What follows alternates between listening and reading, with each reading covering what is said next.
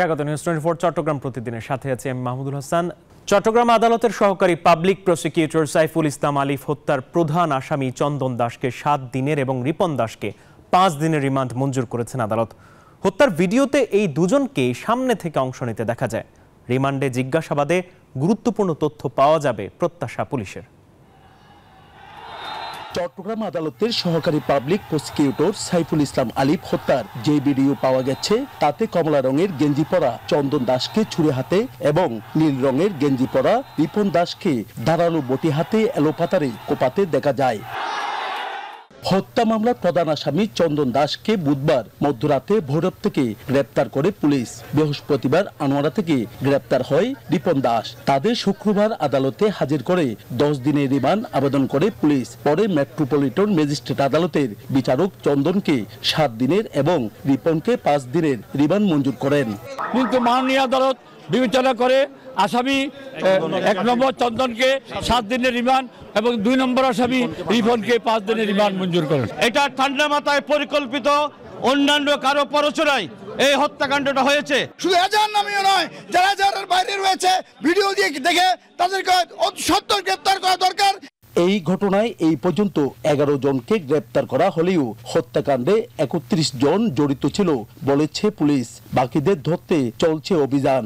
সে কেন হত্যা করেছে এটা তদন্তের ব্যাপার। এখন পর্যন্ত আমরা রিমান্ডে এনে আসামির কাছ থেকে প্রকৃত তথ্য পাবো। খুনিদের ফাঁসির দাবিতে শুক্রবার আদালতে স্লোগান দেন সাধারণ আইনজীবীরা। এই সময় হিন্দুত্ববাদী সংগঠন ইসকন নিষিদ্ধের দাবি জানান তারা। নয়ন বড়ুয়া জয়, নিউজ 24 চট্টগ্রাম। ঢাকা ও দিল্লির মধ্যে বিভেদ সৃষ্টির চেষ্টা করছে ভারতীয় গণমাধ্যম। সুষ্ঠু নির্বাচনের জন্য সংস্কারের গতি বাড়াতে সরকারের প্রতি আহ্বান জানিয়েছেন জামাতের আমির ডাক্তার শফিকুর রহমান। সকালে কুমিল্লা টাউন হল মাঠে জামাতের কর্মী সম্মেলনে অংশ নিয়ে তিনি এ আহ্বান জানান। জামাত আমির বলেন, নির্বাচনে অবৈধ রাস্তা বন্ধ করতে হবে, সেজন্য কিছু সংস্কার প্রয়োজন। ভারত প্রসঙ্গে শফিকুর রহমান বলেন, বাংলাদেশে অশান্তি ও বিভেদ সৃষ্টির চেষ্টা চলছে। নির্বাচন হতে হবে সুষ্ঠু, অবাধ এবং গ্রহণযোগ্য। এখানে কোনো পেশি শক্তি অথবা টাকার খেলা চলবে না। এই রাস্তা বন্ধ করতে হবে। এই রাস্তা যদি বন্ধ করতে হয় তাইলে কতগুলো প্রয়োজনীয় সংস্কারও আনতে হবে।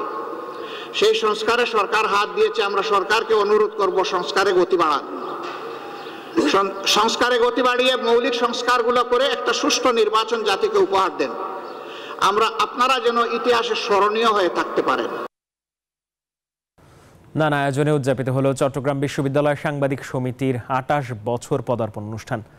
দিবসটি উপলক্ষে শুক্রবার সকাল 9টায় বিশ্ববিদ্যালয় চাকসু ভবনের সামনে থেকে এক আনন্দ শোভাযাত্রা বের করা হয়। শোভাযাত্রাটি বিশ্ববিদ্যালয় শহীদ মিনার, প্রশাসনিক ভবন ঘুরে মেরিন সায়েন্স অনুষদে শেষ হয়। শোভাযাত্রা শেষে সকাল 10টায় বিশ্ববিদ্যালয়ের মেরিন সায়েন্স অনুষদের অডিটোরিয়ামে আলোচনা সভার আয়োজন করা হয়। অনুষ্ঠানে প্রধান অতিথি ছিলেন বিশ্ববিদ্যালয়ের উপাচার্য অধ্যাপক ডক্টর মোহাম্মদ ইয়াহিয়া আক্তার। খাগড়াছড়িতে দেশ ও জাতির মঙ্গল কামনায় প্রয়াত বৌদ্ধ ধর্মীয় গুরু আর্য শ্রাবক বনভান্তের নামে বনভান্তে ধম্মাহল উৎসর্গ অনুষ্ঠান করা হয়েছে।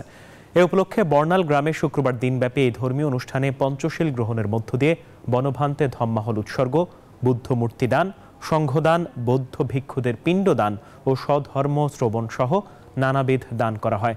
অনুষ্ঠানে প্রধান ধর্মীয় আলোচক ছিলেন অনুষ্ঠানের সংঘ প্রধান বৌদ্ধিপাল মহাস্থবির ভান্তে। নিষেধাজ্ঞার পর পর্যটক আসতে শুরু করেছে রাঙামাটিতে। নিয়ে কিছুক্ষণ আগে আমাদের জানিয়েছেন সহকর্মী ফাতেমা জান্নাত মোমো। আমি আছি এখন রাঙামাটির ঝুলন্ত সেতু এলাকায়।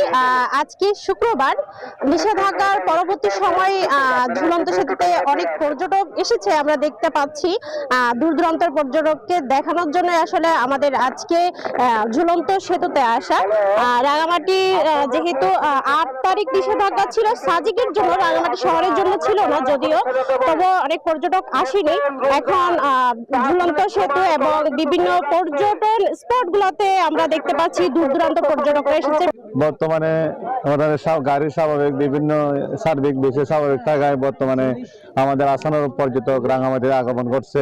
বর্তমানে পরিস্থিতি একটু স্বাভাবিক হওয়ার ফলে আগত অতিথিগণ সগমন হচ্ছে বলে দেখছি। পর্যটক আসবে এবং পর্যটকদের সহায়তায় রাঙামাটির পর্যটন কেন্দ্রগুলো আবারও চাঙ্গা হয়ে উঠবে। যারা পর্যটন সংশ্লিষ্ট ব্যবসায়ী আছেন, ট্যুরিস্ট বোর্ড, ঝুলন্ত সেতু, বিভিন্ন পর্যটন কেন্দ্র, তারাও কিন্তু আবারও আলোর মুখ দেখবে মনে করছেন। তবে যে নিষেধাজ্ঞাগুলো আসছে সেই নিষেধাজ্ঞাগুলোকে পাশ কাটিয়ে তারা পর্যটন কেন্দ্রটাকে ঢেলে সাজানোর চেষ্টা করছে এবং সাধারণ যে মানুষ আছে তাদেরকে অভয় দিচ্ছে যে রাঙামাটি এবং বিভিন্ন জায়গায় তারা যদি এভাবে ঘুরে বেড়ায় তাহলে তাদের নিরাপত্তার জন্য প্রশাসন নিয়োজিত রয়েছে। তো রাঙামাটি থেকেই ছিল আমার কাছে সর্বশেষ তথ্য, ফিরে যাচ্ছি স্টুডিওতে। ফেনীর দাগনভূঞার নাগরিক সেবার জন্য গুরুত্বপূর্ণ দাদনা খালটি অভিশাপে পরিণত হয়েছে। মানুষের দ্বারা সৃষ্ট সমস্যার কারণে খালটি পানি প্রবাহের স্বাভাবিক গতি হারিয়েছে। এতে দাদনা খাল এলাকার প্রায় 30টি গ্রাম, পৌর নাগরিক সুবিধা এবং সেচ সুবিধা ক্ষতির মুখে পড়েছে। দ্রুত প্রয়োজনীয় ব্যবস্থা গ্রহণের দাবি স্থানীয় এলাকাবাসীর। একসময় চাষাবাদ সহ নৌপথে যাতায়াতের একমাত্র মাধ্যম ছিল খালটি, কিন্তু অবৈধ দখল ও ময়লা আবর্জনা ফেলার কারণে ফেনীর দাগনভূঞার গুরুত্বপূর্ণ দাদনা খাল ব্যবহারের অনুপযোগী হয়ে পড়েছে। পানি প্রবাহে হারিয়েছে স্বাভাবিক গতি। খালের আশপাশে প্রায় 30টি গ্রাম ও পৌর এলাকার সেচ সুবিধা হুমকির মুখে। খালের 19 কিলোমিটার এলাকা প্রভাবশালীদের দখলে বলে অভিযোগ রয়েছে। আমাদের কৃষকের আজকে কর্মহীন হয়ে পড়েছে মানুষ, আজকে কৃষি নির্ভর যে জনগণ, যে সম্পূর্ণ জনগণ আজকে বেকারত্ব জীবনযাপন করতেছে। মানুষ চলাফেরা বহুত কষ্ট হইতেছে, কেউ সমস্যারও করে না, আমরা মাদ্রাসা আসা যাওয়ার সময় অনেক অসুবিধা হয়, আমাদের অনেক কষ্ট হয়। দ্রুত এই অবৈধ স্থাপনাগুলো উচ্ছেদ করে এই খালকে পুনঃখনন করা দরকার। পানি উন্নয়ন বোর্ড বলছে খাল খননের জন্য প্রয়োজনীয় ব্যবস্থা গ্রহণ করা হবে। খালটি খননের প্রয়োজনীয় উদ্যোগ গ্রহণ করব। আর হচ্ছে খালটিতে আসলে মূল সমস্যাটা হচ্ছে ময়লা আবর্জনার সমস্যা। এই ময়লা আবর্জনা পরিষ্কার করলে খালটিতে পানি প্রবাহ স্বাভাবিক থাকবে বলে আমি মনে করি। তবে খাল পুনরুদ্ধার করে সংস্কার করার কথা বলছে সংশ্লিষ্ট কর্তৃপক্ষ।